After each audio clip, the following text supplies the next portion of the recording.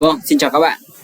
Kết thúc bài tập chương 1 thì ở đây mình sẽ có một số bài tập cho các bạn đây. Ví dụ đây, bài tập thứ nhất là di chuyển cái ô tô theo một đường line cố định như thế này. Ok.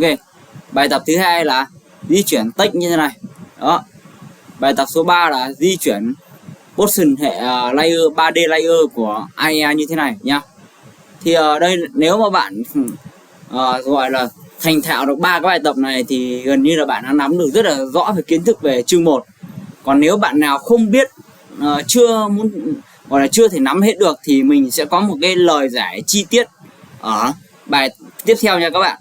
Còn ở đây các bạn, nếu các bạn tự học thì các bạn hãy tự coi như đây là một dạng bài tập của các bạn để các bạn tự làm, tự sáng tạo, tự tư duy ra cách làm của những cái 3 bài tập này.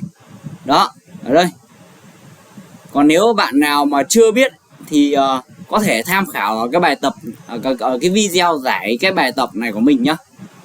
Thì hy vọng các bạn có thể giúp ích cho các bạn, vì đây cũng là 3 cái bài tập mà mình được các thầy giao về nhà để rèn luyện khi kết thúc một chương trong Adobe Effects nha mọi người.